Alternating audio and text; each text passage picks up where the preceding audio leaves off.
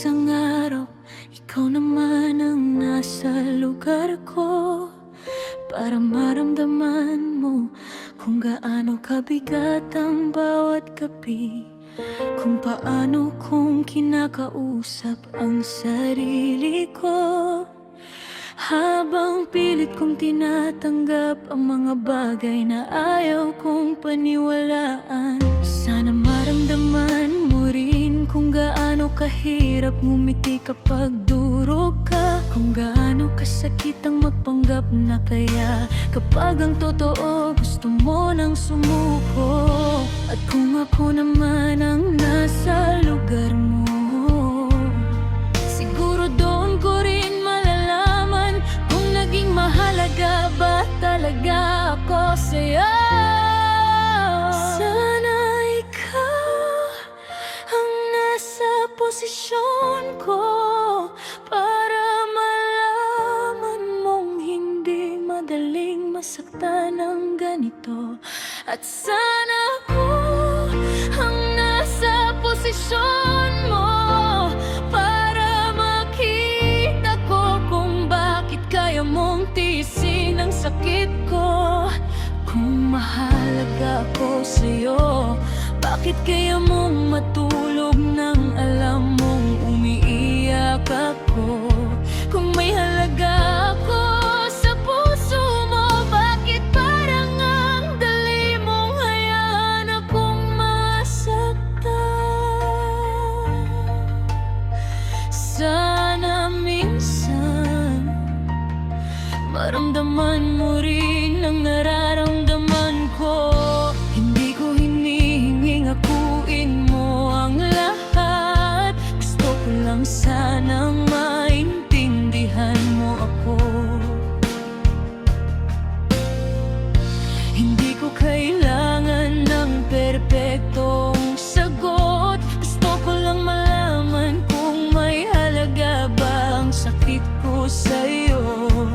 Dahil habang ako'y naghahanap ng paraan para hindi tuluyang mawala ang tayo, ikaw naman ay parang walang takot na mawala ako sa buhay mo. At yun ang hindi ko maintindihan, paano mo kayang makita kong nasasaktan at piliin pa ring manatili sa parehong dahilan.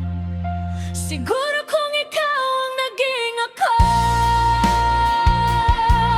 maiintindihan mo rin kung bakit ako napagod. At kung ako ang naging ikaw, baka maintindihan ko rin kung bakit hindi mo ako pinili. Sana ikaw ang nasa posisyon ko, para malaman mong hindi madaling mabuhay sa ganitong sakit. At sana ako ang nasa posisyon mo, para malaman ko kung kailan naging madali sa'yo ang mawala ko. Kung mahalaga ako sa'yo, bakit hindi mo ako ipinaglaban? Kung minahal mo ako, bakit hinayaan mong ako lang ang masaktan? Baka hindi ko kailangan ng sagot, kailangan ko lang tangkapin na hindi tayo pareho ng pagmamahal. Hindi ko hinihiling na masaktan ka rin, gusto ko lang sanang maramdaman mo kahit isang araw ang bigat na matagal kong dala. At kung sakaling maramdaman mo, sana hindi mo isipin na gusto kitang saktan. Gusto ko lang malaman mo nasira habang akala mo kaya sana ikaw lang nasa posisyon ko para malaman mong hindi lahat ng tahimik ay okay.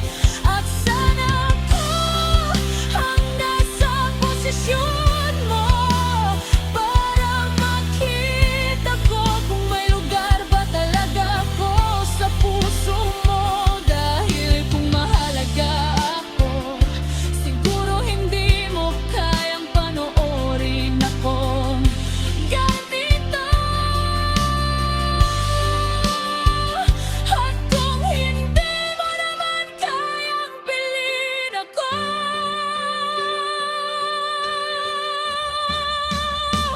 sana huwag mo na rin akong piliting manatili sa lugar kung saan kailangan ko mapatunayan kung may halaga ako.